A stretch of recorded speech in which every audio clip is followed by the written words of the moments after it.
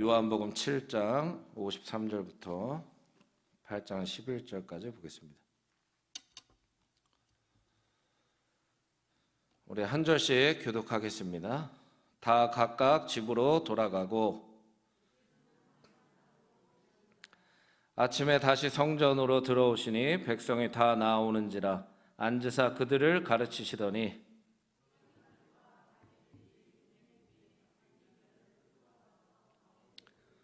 예수께 말하되 선생이여 이 여자가 간음하다가 현장에서 잡혔나이다.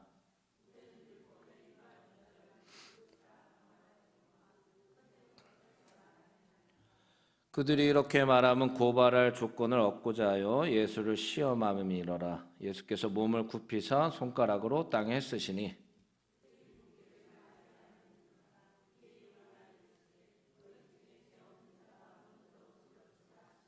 다시 몸을 굽혀 손가락으로 땅에 쓰시니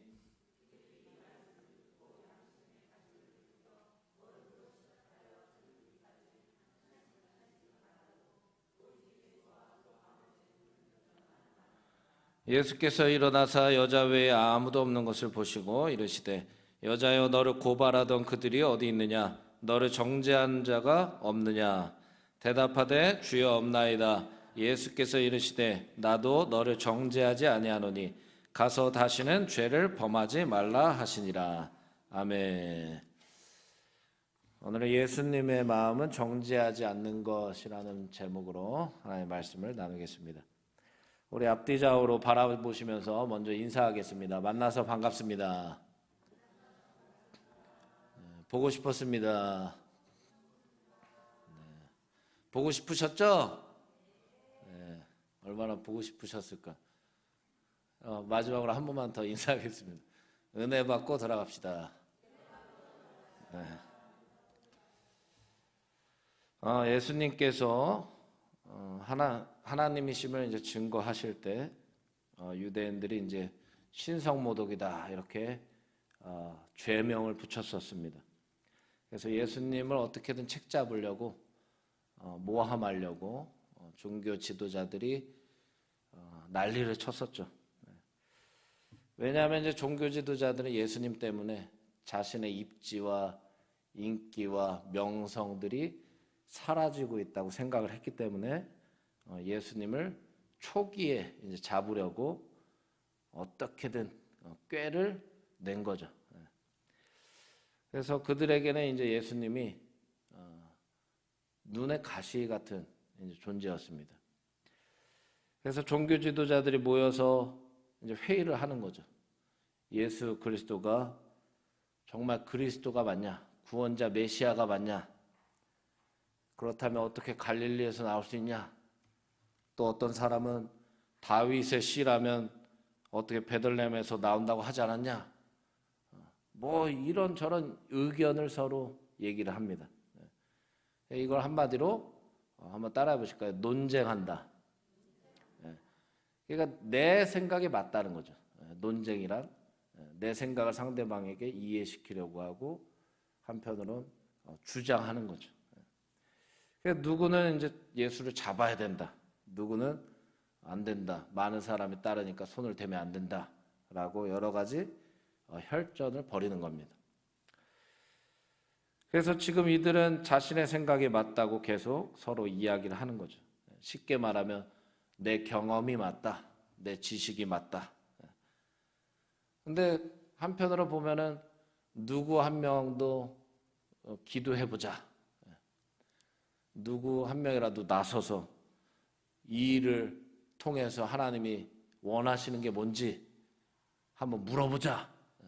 이런 사람이 종교 지도자들 중에 한 사람도 없었다. 하나님께 집중해보자. 저번 예수가 그리스도가 맞냐? 우리 한번 기도해보자고 했던 사람이 한 사람도 없었다. 그래서 이러한 논쟁을 펼친 후에 오늘 53절 본문을 보니까 그들이 어디로 갔대요? 어디로 갔대요? 집으로 갔다. 논쟁을 펼친 후에 집으로 갔대요. 집으로. 예배 끝나고 집으로 가실 거죠? 집으로 갔대요, 집으로. 예. 그러니까 논쟁만 하다가 다 집으로 갔대요. 소위 종교 지도자들이라고 하는 그들이었는데, 율법에도 뛰어나고 사람들에게 존경을 받던 자들이었는데 그들은 기도하지 않는 사람들이었다. 반대로 예수님이 1절에 보니까 어디로 가셨대요? 왜 대답 안 하시기로 작정하시고 오신 것 같아요? 어디로 가셨대요, 예수님은? 감람산으로 가셨대요, 감람산. 우리가 잘 알지 않습니까? 예수님이 산으로 가셨다는 건 무슨 의미가 있어요? 그렇죠. 기도하러 가셨죠. 그 예수님은 기도하러 가셨다는 거예요. 이게 상대적으로 비교가 되는 거죠. 종교 지도자들은 논쟁을 하다가 집으로 갔어요. 근데 예수님은 늘 사역의 현장에 있다가도 하나님을 1대1로 대면하기 위해 기도하러 산에 가시죠. 누가복음 22장 39절에 예수께서 나가사 습관을 따라 감람산에 가시며 제자들도 따라갔더니, 마가복음 1장 35절에 한번 읽어봅시다. 시작. 새벽 아직도 밝기 전에 예수께서 일어나 나가 한적한 곳으로 가서 거기서 기도하시더니, 누가복음 22장 44절 한번 읽어보겠습니다. 시작. 예수께서 힘쓰고 애써 더욱 간절히 기도하시니 땀이 땅에 떨어지는 핏방울같이 되더라. 예수님이 하나님 아니십니까? 그럼에도 이 땅에 오셔서 뭐 하셨대요? 기도하셨다.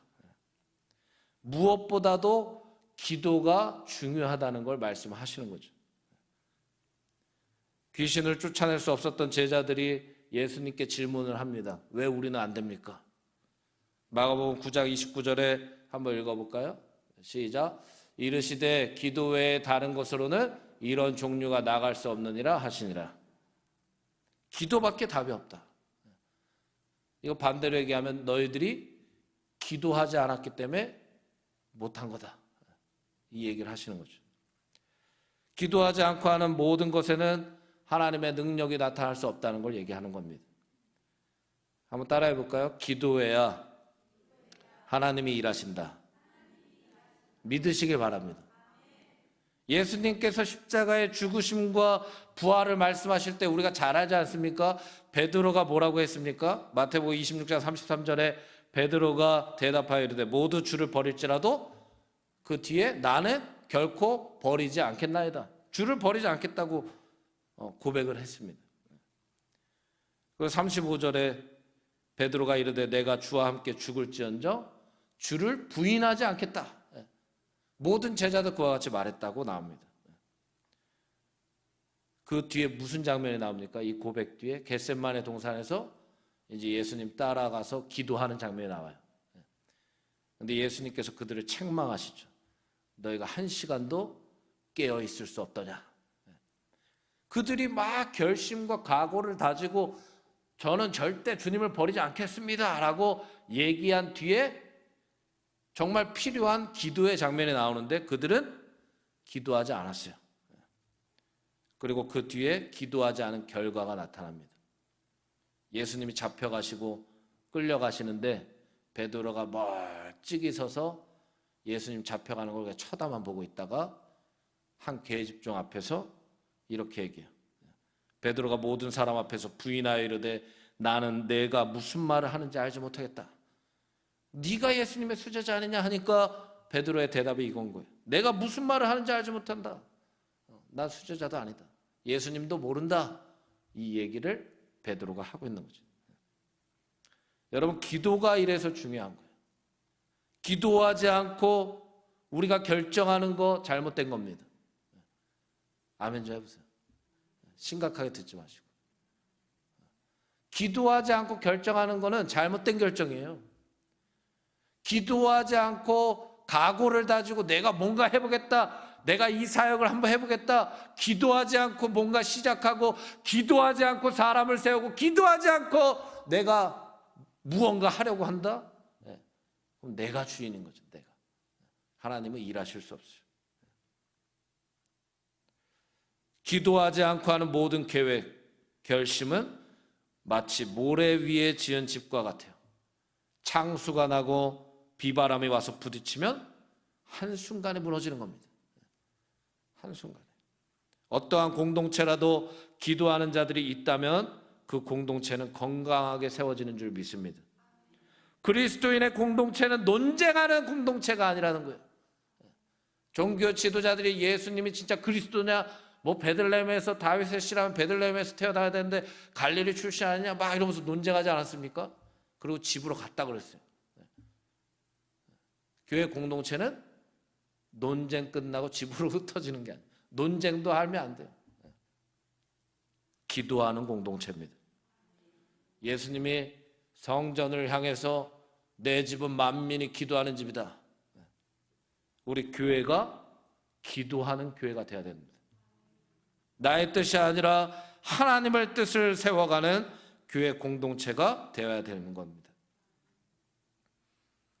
예수님은 이른 아침 새벽 일어나셔서 본문에 보니까 다시 예루살렘 성전으로 들어가십니다. 그런데 이곳은 어떤 곳입니까? 예수님을 어떻게든 책잡아서 끌어내리고 죽이려고, 깎아내리려고, 핍박하려고 눈에 불을 켜고 종교 지도자들이 기다리고 있는 곳이에요. 그런데 예수님이 이걸 모르실 리가 있을까요? 아시죠? 당연히 알죠. 그런데 이른 새벽부터 다시 그곳으로 들어가셔요. 2절에 그 이유가 나오죠. 2절에 한번 읽어볼까요? 본문 2절 시작. 아침에 다시 성전으로 들어오시니 백성이 다 나오는지라 앉으사 그들을 가르치시더니.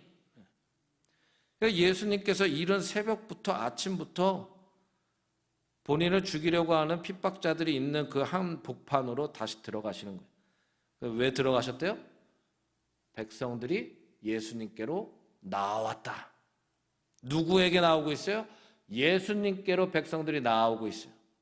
무슨 말입니까? 예수님을 필요로 하는 사람들이 그곳에 있었다는 겁니다. 즉 예수님께서 중요하게 생각하신 것은 당신이 고통받고 핍박받는 것보다도 예수님을 찾는 자들을 가르치시고 예수님을 필요로 하는 이들을 향해 나아가시는 것이 예수님에게 더 우선적인 일이었다는 거예요. 누가복음 10장 29절 이하로 보면 우리가 잘 알고 있는 선한 사마리아인의 비유가 나옵니다. 한 사람이 여리고로 내려가려다가 강도를 만나죠. 그래서 옷이 다 벗겨지고 맞아서 거의 죽은 것과 같이 됩니다. 그래서 거기에 마침 제사장이 지나갔어요. 처음에 그 본문에 보니까 그를 봤다. 그를 봤다고 나오는데 피합니다. 또 한 레위인도 그 모습을 봤다라고 나오는데 똑같이 피해요. 마지막으로 유대인들이 배척했던 사마리아 사람이 여행하는 중에 그를 봤습니다. 그런데 다른 것이 뭡니까? 33절에 보니까 한번 따라해 보실까요? 그를 보고 불쌍히 여겨. 이게 다른 거예요. 불쌍히 여겼다. 마음이, 갈렙이 제가 좋아하는 구절이지만 갈렙이 다른 이들과 마음이 달랐다라는 구절이 나옵니다. 구약에 보면. 이 불쌍히 여기는 마음이 사마리아 사람에게 있었다는 겁니다. 그리고 그를 지극정성으로 돌보아 줍니다. 이게 바로 예수의 마음이다. 예수님께서 예루살렘으로 다시 들어가셨을 때 예수님을 필요로 하는 사람이 있기 때문에 가신 거죠. 본인이 핍박받고 어려움당하고 죽임을 당할 것이 더 큰 문제였다면 그곳을 피해 가셨겠죠. 안 그렇습니까? 제사장처럼 레위인처럼 그 문제가 더 한편으로 나에게 크게 보였다면 그걸 잃어버린 영혼들이 보였겠지만 피해가는 것처럼 예수님도 만약에 문제가 정말 더 크게 보였다면 거기 안 들어가셨겠죠. 그런데 그게 아니라는 거예요. 예수님의 마음에 우리를 향한 불쌍히 여기는 마음이 있으셨기 때문에 이 땅에 오신 줄 믿습니다. 잃어버린 한 영혼이라도 돌보시고자 하는 예수님의 마음이 이 땅에 내려올 수 있는 이유와 목적이 되는 거예요. 우리를 버리고 싶으신 분이 아니잖아요. 늘 우리를 되찾기 위해 자신의 생명도 아끼지 아니하시는 분이 예수님이다. 그렇기 때문에 우리는 깨달아야 되는 것이 한 가지 있어요. 뭐냐? 아무리 제사장이라도 레위인이라도 불쌍히 여기는 마음이 없다면 이 마음은 예수님의 마음이죠. 예수님의 마음이 없다면 잃어버린 영혼들을 보더라도 심장이 뛰지 않습니다. 안 그렇습니까?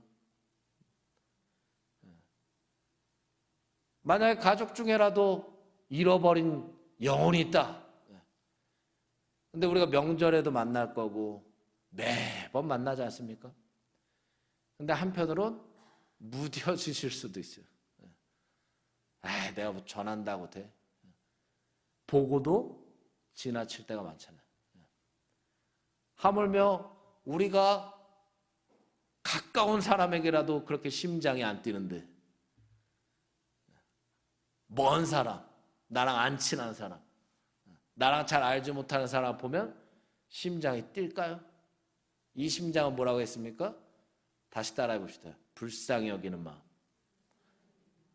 예수님이 우리를 불쌍히 여겨주셨기 때문에 이 땅에 오셨다니까요. 그럼 나는 예수님의 마음을 품고 있어야 되는 거예요. 할렐루야. 이제 저희 할머니께서는 신실한 카톨릭 신자세요. 저희 작은 아버지들도 다 카톨릭 신자시고 제사를 드리는 거예요. 제사를. 그래서 우리 집 제사 드린다 마음으로 손들어 보세요.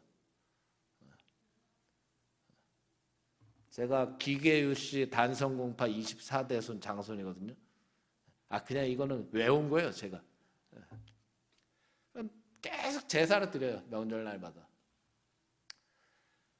그래서 저희 집만 유일하게 예수님을 믿으니까 절을 할까요, 안 할까요? 안 하죠. 안 하죠. 그래서 막 핍박이 들어오는 핍박이. 야, 네가 장손인데 왜 절을 안 하냐? 한 번은 초등학교 3학년 때 작은아버지 3명이나 길거리에서 싸웠어요. 이 자식이 장손인데 절을 안 해. 제가 거기 용돈 받으려고 일찍 갔다가 할머니네. 일찍 갔다 용돈 받으려고 일찍 갔다가 한 30여 명의 친척들이 절하고 있는 그 순간에 제가 문을 연 거예요. 초등학교 3학년쯤에. 잘 왔다. 장손 일로 와. 절해. 안 돼요. 저 예수님 믿어요. 일로 와. 절해야지. 이 자식이 이러면서 엉덩이를 막 때려. 절 안 한다고요. 이러면서 뛰쳐나왔어요. 작은아버지 쫓아나요. 이 자식이 하면서 막 하는데 예수님 믿어서 뭐 절하면 안 된다고. 그때도 생생하게 생각나요. 길거리에서 막 싸웠어요. 그런 꼬맹이가 지금 목사가 됐잖아요. 제가 선포했죠. 제사 없앤다. 이걸 왜 말씀드리냐? 저희 가족도 핍박을 엄청 많이 받았어요. 그 제사가 도대체 뭐라고? 그분들한테 중요할 수도 있겠지만. 그래서 그렇게 몇십 년 동안 핍박을 받다가 이제 제가 목사가 되고 할머니나 작은아버지들이나 이제 연세가 있으시니까 한 번은 그러는 거예요. 제가 밑에 지방에서 사역을 할 때 월요일 날은 사역자가 쉬는 날이거든요. 근데 하나님께서 감동을 주시는 거예요. 병인아, 할머니네 가라. 할머니네 가. 그리고 하나님이 가라는데 어떻게 참아요? 그냥 바로 차 타고 올라왔죠. 저희 할머니네 안성이거든요. 가니까 작은아버지들 고모가 모여 있는 거예요. 누가 모아놓은 것처럼. 깜짝 놀라는 거예요. 제가 연락도 안 하고 오니까. 가서 제가 뭐 했을까요? 윷놀이 했을까요? 예수님 전했어요. 예수님 전하고 영접기도 시켜드리고 안수기도 다 해드리고. 할렐루야.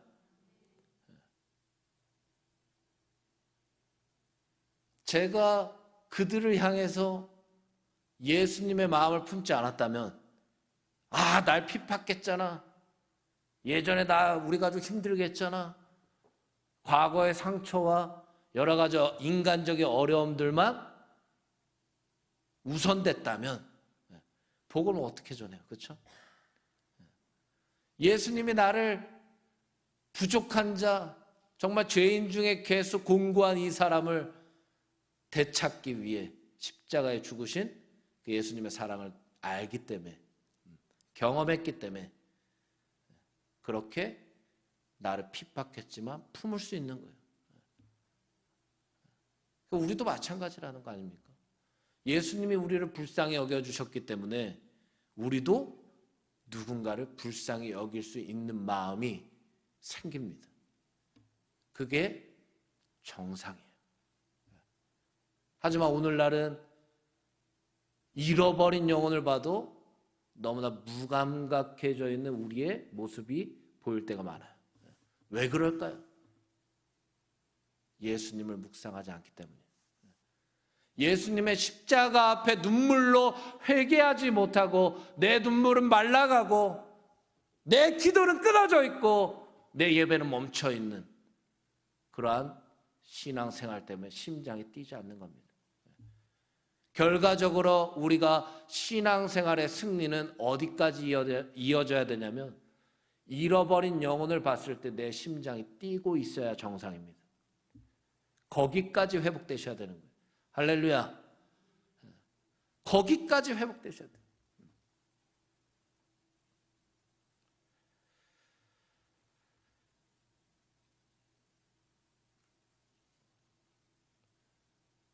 일부로 마칠까요? 요즘 드라마 보면 1부 끝나고 광고하고 2부 하던데 여기까지 1부 하고 그래서 질문을 합니다. 이 여자가 간음하다가 잡혔는데 모세율법에는 간음하다가 잡히면 돌로 쳐 죽이라고 했는데 예수님의 의견은 어떻습니까? 라고 가르치는 그 한복판에서 얘기를 하는 거예요. 한편으로 굉장히 어려운 상황을 만드는 거죠. 지금 그들의 얼굴을 상상해 보면 무언가 이제 예수님의 약점을 잡을 수 있게 되었다. 마치 의기양양한 표정이었을 거라고 생각합니다. 지금 사람들도 모여 있겠다. 간음하다 잡힌 여인을 어떻게 처리하는지에 따라 분명 회중들도 예수님을 좋지 않게 볼 수도 있다. 예수님을 끌어내리기 위해 지금 꾀를 부려서 한 여인을 잡아온 거죠. 6절에 보니까 그들의 마음을 이렇게 표현하고 있어요. 한번 6절 읽어볼까요? 시작. 그들이 이렇게 말하면 고발할 조건을 얻고자 하여 예수를 시험하려라. 여기까지. 예수를 시험하기 위해 그런 상황을 만들었다. 지금 보면은 그들이 뭐 했던 사람들이에요? 논쟁하다가 집으로 간 사람들이에요. 논쟁하다가. 이게 굉장히 중요한 겁니다. 기도하지 않았던 사람들이라니까요. 논쟁만 하다가 자기 주장만 펼치다 그냥 집으로 갔어요. 그런데 이 사람들이 이른 새벽부터 말씀으로 백성들을 가르치고 어떻게든 한 영혼이라도 주님 앞으로 이끌어내기 위해 지금 말씀을 가르치고 계신 예수님 앞에서 종교 지도자들이라고 하는 사람들이 사탄의 일을 하고 있는 거예요. 이 구절을 보면 또 우리가 깨달을 수 있는 게 한 가지 더 있어요. 뭐냐? 이건 제가 만들어낸 거예요. 하나님이 지혜를 주셔서 한번 따라해 볼까요? 믿음은 나이와 직분과 상관이 없다. 할렐루야. 믿음은 나이와 직분과 상관이 없는 거예요. 오히려 어린아이들이 더 순수하다고 저번에 제가 말씀드렸던 적이 있습니다. 아무리 나이가 많다고 믿음이 좋은 게 아니에요. 직분이 있다고 거룩한 게 아니라는 거예요. 축복의 통로로 쓰임받아야 할 자리에 있으면서도 예수님을 반대하는 일을 만들어내는 사람들이 교회 안에서도 얼마든지 있을 수 있다는 거 우리에게 보여주는 겁니다. 그래서 시편 1편 1절에 주님은 우리에게 이렇게 말씀하시는 거예요. 함께 읽어보겠습니다. 시작. 복 있는 사람은 악인들의 꾀를 따르지 아니하며 죄인들의 길에 서지 아니하며 오만한 자들의 자리에 앉지 아니하고. 아멘. 그래서 주님은 우리에게 이렇게 명령하시는 거예요.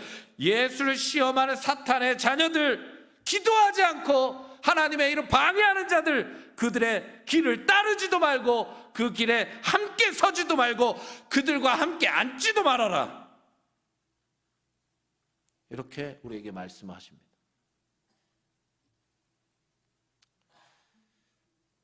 오늘날 교회를 흔드는 이단들이 얼마나 많습니까? 그렇죠? 하나님의 일을 방해하는 수많은 이단들도 많고, 희한한 건 이단이 아닌데도 이단 같은 것도 있고, 참 이게 너무 혼합되고 너무 신앙적인 분별력이 없으면 참 먹히고 쓰러지고 너무나 힘든 시대다. 이렇게 시대가 악해지고 있죠. 이거를 왜 말씀드릴까요? 우리가 깨어 있어야 된다. 우리가 결국엔 기도해야 된다는 거예요. 할렐루야. 우리가 결국에 주님 앞에 바르게 서 있지 아니하면 오히려 하나님을 방해하는 이 일이 맞다고 인정하고 있을 수도 있다. 이들은 본인의 일들이 맞다고 생각하고 지금 하고 있는 거 아닙니까? 그래서 그러한 종교 지도자들의 모습을 보면서 예수님은 이렇게 대답을 합니다. 죄 없는 자가 먼저 돌로 쳐라. 우리가 너무나 잘 알지 않습니까? 이 땅에 죄 없는 자가 누가 있겠어요? 다 죄 아래 살고 있는 사람들인데, 이 말은 이 여인을 판단하고 심판해야 할 사람은 이 땅 가운데 한 사람도 없다. 그 역할을 하나님만이 하실 수 있다. 이렇게 얘기하는 거죠. 모세 율법을 주신 분도 하나님이 아니십니까? 즉 돌을 들고 있는 자들도 하나님 앞에서는 이 여인과 같이 죄인이라는 거예요. 그렇게 예수님께서는 그들에게 심판과 징계는 하나님의 영역이다. 너희가 행해야 될 영역은 바로 사랑이다. 이걸 말씀하셔요. 누구의 사랑입니까? 예수 그리스도의 사랑. 그들 종교 지도자들이잖아요. 그렇죠? 하나님이 택해 주신 백성과 자녀들 아닙니까? 결과적으로 그들이 돌을 든 이유가 뭘까요? 죄된 본성 때문에 그들이 돌을 들은 거죠. 인간은 본래 이처럼 자신의 의로 가득해서 시기하고 질투하고 미워하고 분노하여 돌을 들 수 있다는 거예요. 이게 죄가 품고 있는 본성이라는 겁니다. 제사장들도 종교 지도자들도 왜 예수님을 배척했을까요? 결정적인 이유는 하나예요. 하나. 결정적인 이유가 뭐냐? 사도행전 5장 17절에 그들의 마음을 성경은 이렇게 얘기하고 있어요. 가장 대표적으로 저 부분에 보면 한번 읽어볼까요? 시작. 대제사장과 그와 함께 있는 사람, 즉 사두개인의 당파가 다 마음에 시기가 가득하여 일어나서. 어떤 단어가 눈에 딱 띄세요? 시기. 우리 박수 한번 쳐주세요. 누가 대답하셨어요?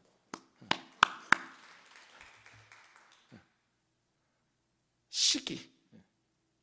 마태복음 27장 18절 한번 또 읽어보겠습니다. 시작. 이는 그가 그들의 시기로 예수를 넘겨준 줄 알미더라.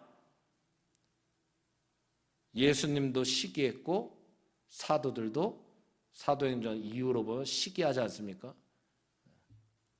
그래서 그들이 선택한 일이 뭡니까? 하나님의 일을 방해하는 것이었다.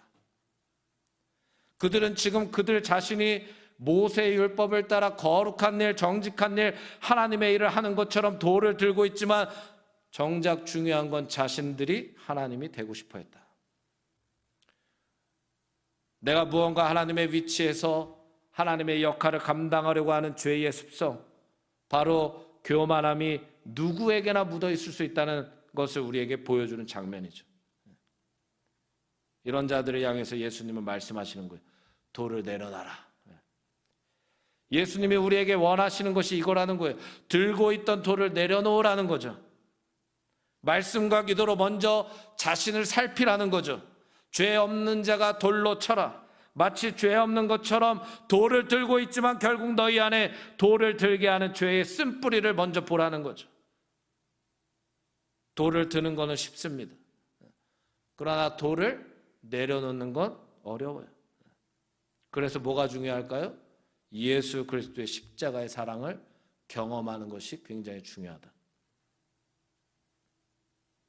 바울의 고백처럼 내가 죄인 중에 괴수였구나, 나는 공고한 자였구나 라는 것을 깨닫고, 그럼에도 불구하고 하나님께서 나를 이처럼 사랑하셨구나, 나 한 사람을 되찾기 위해 죄 없으신 예수님께서 그 피 묻은 십자가에 달려 죽기까지 나를 사랑하셨음을 경험하는 것이 굉장히 중요하다는 거죠. 그래서 우리도 예수의 사랑과 은혜를 경험했다면 돌을 드는 것보다 내려놓게 되는 일이 더 많아져야 될 줄 믿습니다. 요한복음 13장 34절 35절에 이런 말씀이 있습니다. 한번 같이 읽어볼까요? 시작. 새 계명을 너희에게 주노니 서로 사랑하라. 내가 너희를 사랑한 것 같이 너희도 서로 사랑하라. 너희가 서로 사랑하면 이로써 모든 사람이 너희가 내 제자인 줄 알리라. 아멘. 예수의 사랑이 내 안에 없다면 돌을 던지겠죠. 그렇죠? 누구처럼요? 본문에 나오는 믿음이 없는, 사랑이 없는 종교 지도자들처럼 그렇게 됩니다. 즉 예수님은 돌을 들고 있는 많은 사람들을 향해 이렇게 말씀하신 것과 같아요. 너희가 정말 하나님을 사랑했다면 하나님의 말씀을 빗대어서 자신의 이익을 위해 사용하지도 않았을 것이고, 너희가 정말 하나님을 사랑했다면 예수님을 시험하지도 않았을 것이고, 너희가 정말 하나님을 사랑했다면 잃어버린 한 영혼을 향해 돌을 들지 않았을 것이다. 이렇게 말씀하시는 거죠. 왜 그렇습니까? 예수님에겐 그 한 영혼이 너무나 귀하고 소중하기 때문이에요. 우리도 알게 모르게 교회 안에서도 돌을 들 때가 얼마나 많습니까? 그렇죠? 예배, 사역, 봉사, 선교, 여러 가지 다양한 사역들을 바라보면서 돌을 들 때도 많습니다. 마치 원수를 대하듯 사랑이 없는 모습, 나의 부족한 모습을 바라보지 못하고 내가 심판자가 되어서, 판단자가 되어서 돌을 던지려고 하는 모습들이 누구에게나 다 있는 겁니다. 그러나 예수님은 돌을 던지는 것이 우리의 역할이 아니다. 우리가 들고 있는 돌 안에는 우리의 시기가 있기 때문이에요. 우리의 욕심이 있기 때문이고, 우리의 교만과 불신, 정죄가 그 돌 안에 다 들어있기 때문에 주님은 돌을 내려놔야 된다 말씀하신 겁니다. 오늘날에도 성도라고 하지만 세상과 똑같이 교회를 향해, 목회자를 향해, 그리스도인들을 향해 돌을 들고 있는 사람들이 많습니다. 또한 교회가 반대로 세상을 향해 돌을 들고 있기도 합니다. 그러나 또다시 예수님은 우리에게 말씀하시는 거예요. 돌을 내려놔라. 예수님의 말씀을 들은 그들이 양심의 가책을 느끼고 그 자리에서 벗어납니다. 이제는 그 자리에 가늠하다 붙잡힌 여인과 예수님밖에 남지 않은 거예요. 예수님은 그 여인에게 아주 중요한 말씀을 하시죠. 너를 정죄한 자가 어디 있냐? 나도 너를 정죄하지 않는다. 그 여인은 참으로 짓밟힌 인생 아닙니까? 사람들 앞에서 이미 얼굴이 알려졌을 거고 더럽혀진 죄인으로 낙인 찍힐 수 있는, 이 순간 아무것도 의지할 거 없었을 겁니다. 아무것도 붙잡을 게 없었을 거예요. 그 인생은 다 잃은 인생의 그 결정적인 순간에 그녀는 예수님을 만난 거죠. 예수님은 그녀의 모든 더러움을 개의치 아니하시고 그녀를 지금 품어주고 계시는 거죠. 이 여인이 바로 우리입니다. 우리를 향해 예수님께서 죄를 물으셨다면 살아남을 수 있는 사람 한 사람도 없지 않습니까? 그 예수님이 우리를 향해 정죄하지 않으시는 이것이 바로 우리에게 가장 큰 은혜인 줄 믿습니다. 이 은혜를 우리가 받은 거예요. 이 사랑을 우리가 받고 있는 겁니다. 값없이 주어진 기회를 우리는 또 얻은 겁니다. 그렇다면 우리가 해야 될 게 뭘까요? 주님이 마지막으로 말씀하신 것처럼 다시는 죄를 범하지 말아라. 모든 돌을 들고 있던 사람들에게 또 그 여인에게 말하는 거죠. 오늘 본문 전체적으로 흐름으로 봤을 때 우리에게 이렇게 말씀하시는 겁니다. 말씀과 기도로 너희의 삶을 거룩함으로 구별시켜 세워가야 된다.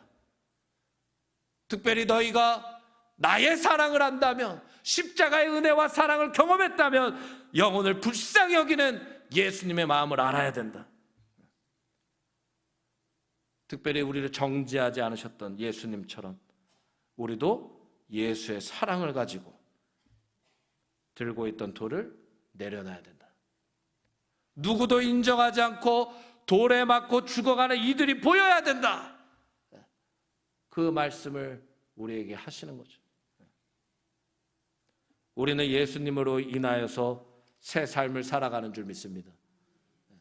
그렇다면 본문에 나온 종교 지도자들과 같은 신앙생활은 우리 삶에 있어서도 안 됩니다. 한편으로는 이 여인과 같은, 또 종교 지도자들과 같은 그러한 삶을 사시는 분들이 계시다면 예수님은 오늘도 우리를 바라보시면서 말씀하시는 거예요. 너를 정죄하는 자가 누구냐? 어디 있냐? 나는 널 정죄하지 않는다. 다시 한번 우리가 예수님의 십자가로 돌이키길 원하고 계신다는 거예요. 내가 널 불쌍히 여기고 있다. 내가 널 사랑한다. 끝까지 널 포기하지 않는다. 이 마음이 오늘 이 예배 가운데 잘 새겨져서 이 말씀을 통해 우리가 다시 한번 회복되기를 주의 이름으로 축복합니다. 우리 옆에 분에게 축복합시다. 예수님께서 나를 정죄하지 않으신대요.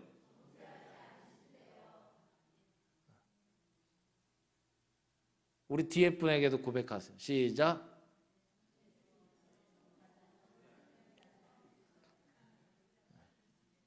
얼마나 감사해요. 그렇죠?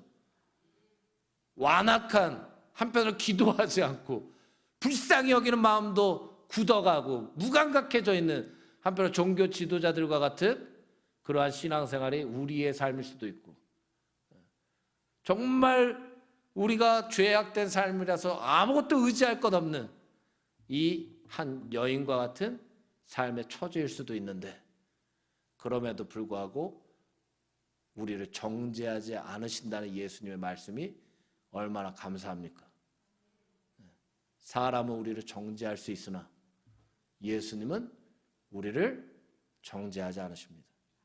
오히려 우리를 따뜻하게 안아주시고 일으켜주시고, 괜찮아, 다시 죄를 범하지 마렴. 매일매일 똑같은 말씀을 해주실 거예요.